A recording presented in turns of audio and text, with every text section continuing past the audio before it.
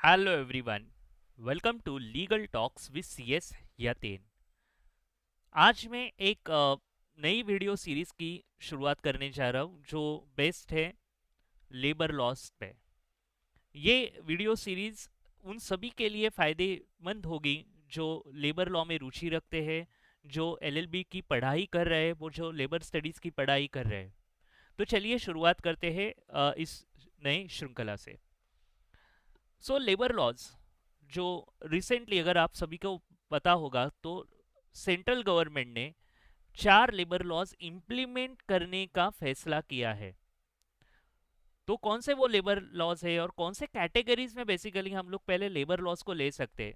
तो labour laws की categories है 4। तो लेबर लॉज अगर हम लोग बात करेंगे तो labour laws broadly we can classify into 4 different categories. Which are those? तो पहले जो कैटेगरी आती है जो है वेजेस, दूसरी आती है इंडस्ट्रियल रिलेशन, तीसरी कैटेगरी आती है सोशल सिक्योरिटी एंड चौथी कैटेगरी आती है ओके जो रिलेटेड है सेफ्टी के लिए। तो इन सारे जो नए कोड्स है, लेबर कोड्स, जो wages, industrial relation, social security and occupation safety and health working conditions code, ये सारे 29 डिफरेंट सेंट्रल लेजिस्लेशन को सबस्यूम्ड करने वाले हैं।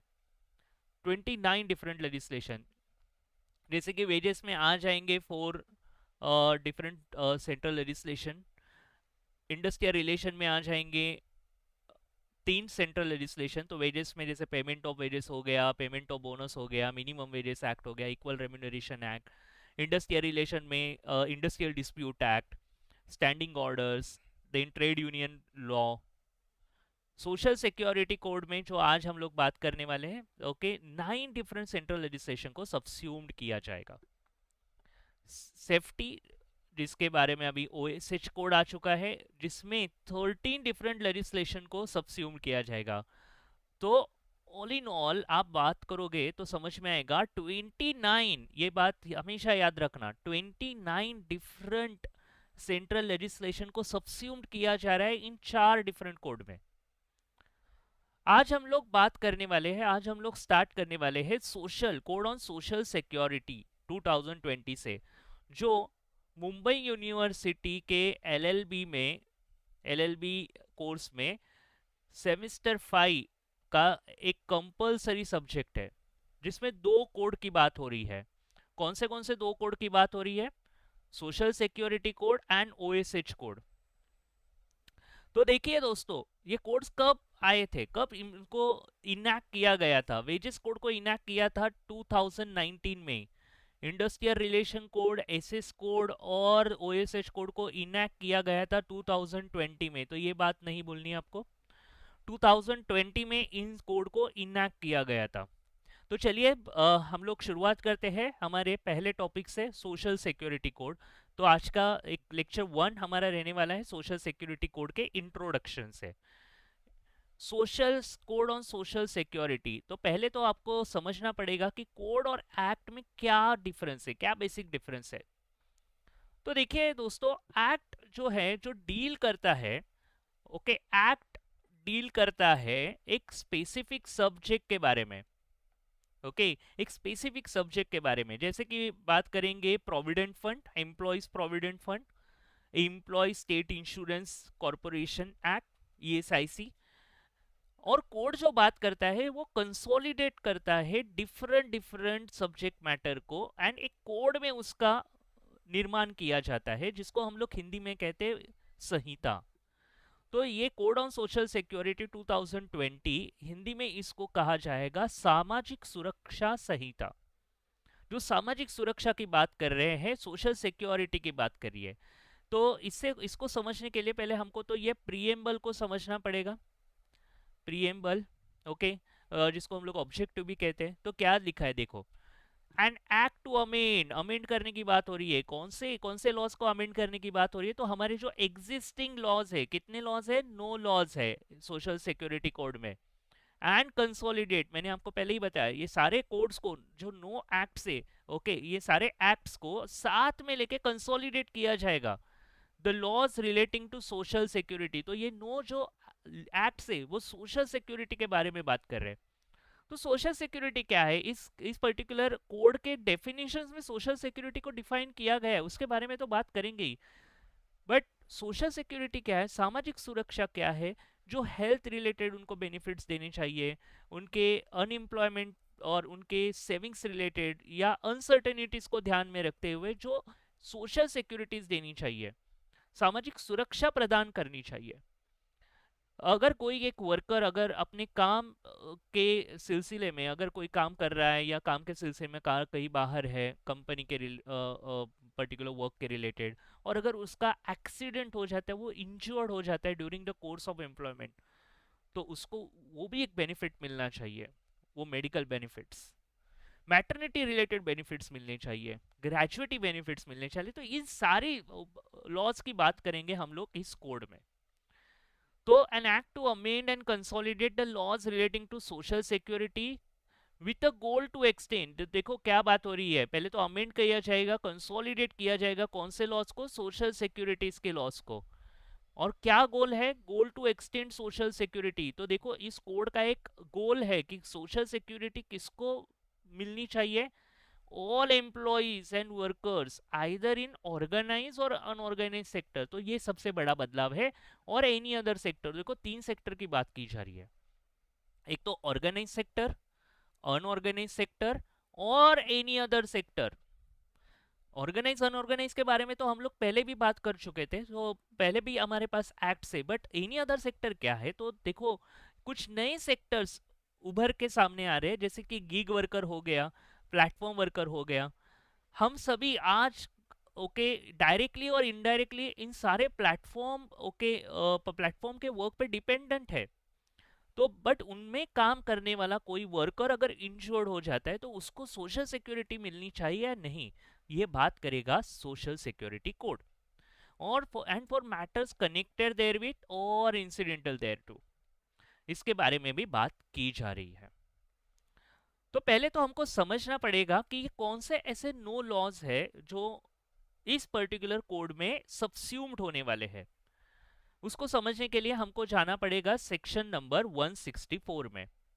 मैं आपको डायरेक्टली ले चलता हूं सेक्शन नंबर 164 में।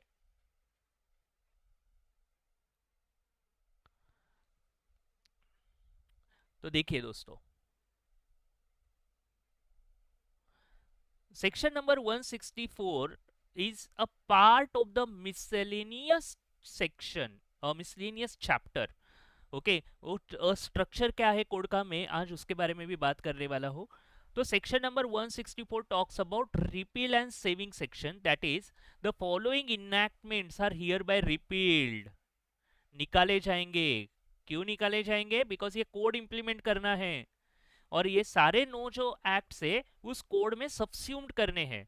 तो कौन से ये नो लॉज है, तो पहला लॉ एम्प्लॉइज कंपनसेशन एक्ट, जो पहले वर्कमैन कंपनसेशन से जाना जाता था, 1923। दूसरा act employee state insurance act 1948। तीसरा act employee provident fund and miscellaneous provisions act 1952। देखिए दोस्तों, कंपनसेशन बात करता था इंजुरी के बारे में, एम्प्लॉयमेंट इंजुरी के बारे में। ईएसआईसी बात करता था कि मेडिकल बेनिफिट्स ओके किसी एम्प्लॉय को कैसे देने चाहिए, इंश्योरेंस बेनिफिट्स, तो ईएसआईसी हॉस्पिटल में जाके कैसे बेनिफिट ले सकता है कोई एम्प्लॉय। तो prescribe employees, not all employees okay are entitle for such kind of benefits, उसके बारे में भी बात करेंगे। Employees provident fund and miscellaneous provisions act 1952 बात करता था तीन इंपॉर्टेंट स्कीम के बारे में, EPF, EPS and EDLI scheme, employ provident fund, employ pension scheme and employ deposit link insurance scheme के बारे में। Employment exchange, compulsory notification of vacancy, okay उसके बारे में भी बात करेंगे। इसके भी कुछ प्रोविजंस अभी नए तरीके से इस कोड में इनकॉर्पोरेट किए गए हैं। मैटरनिटी बेनिफिट एक्ट 1961 जो फीमेल एम्प्लॉयज के लिए स्पेशली बनाया गया है, उसके भी प्रोविजंस प्रावधान इस पर्टिकुलर कोड में किया गया है। पेमेंट ऑफ ग्रेजुएटी, देखो ग्रेजुएटी क्या है, 1972 का एक्ट है। एक काइंड ऑफ रिवॉर्ड जो कंटिन्यूअस ईयर्स ऑफ सर्विस देने के बाद एम्प्लॉयज को मिलता है एम्प्लॉयर की तरफ से। तो वो भी प्रोविजंस, वो भी सोशल सिक्योरिटी है, उस प्रोविजंस को भी इसी कोड में लाया गया है।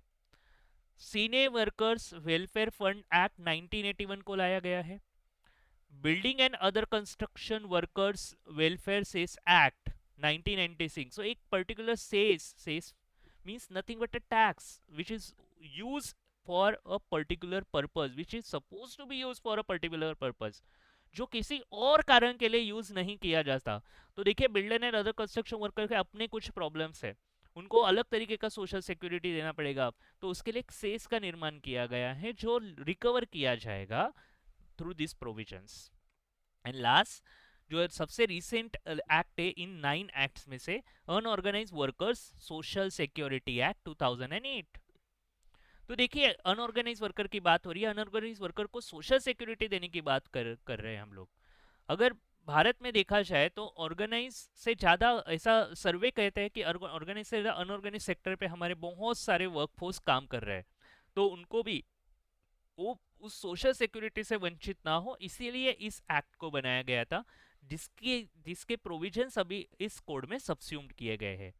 तो ये जो 9 लॉज है वो सबस्यूम्ड किए जाएंगे सोशल सिक्योरिटी कोड में। I am going to use the word social security code, SS code. तो ये बात समझना बहुत इंपॉर्टेंट है। तो ये रिपील हो जाएंगे जैसे ही पूरी तरह इंप्लीमेंट हो जाएगा ये कोड, ये नो एक्ट रिपील किए जाएंगे सेंट्रल गवर्नमेंट द्वारा। तो चलिए पहले हम लोग जानते हैं कि क्या स्ट्रक्चर है इस कोड का। ओके, स्ट्रक्चर को समझना बहुत इंपॉर्टेंट है। एसएस कोड क्या है? एसएस कोड देखो, एसएस कोड में बेसिकली पहले तो बात करते हैं चैप्टर की, कितने चैप्टर्स है?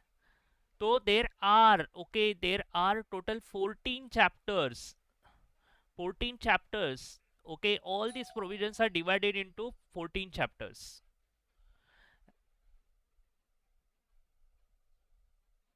All these provisions, कितने सारे सेक्शंस है इस पर्टिकुलर कोड में? तो 164 सेक्शंस। एंड थर्ड, कितने स्केड्यूल्स है? तो 7 स्केड्यूल्स। तो देखिए दोस्तों, ये अलग अलग जो सोशल सिक्योरिटीज की हम लोग बात कर रहे थे, okay, right from EPF, ESIC, then your gratuity, maternity benefit, employee compensation, social securities for the unorganized worker, gig worker, platform worker, for building and other construction workers, then employment exchange related provisions, ये सारे provisions को इन 164 section में डाला गया है। 7 schedules है, okay, उसके बारे में भी हम लोग बात करने वाले हैं। तो दोस्तों ये रहा पूरा overview of the code on social security 2020।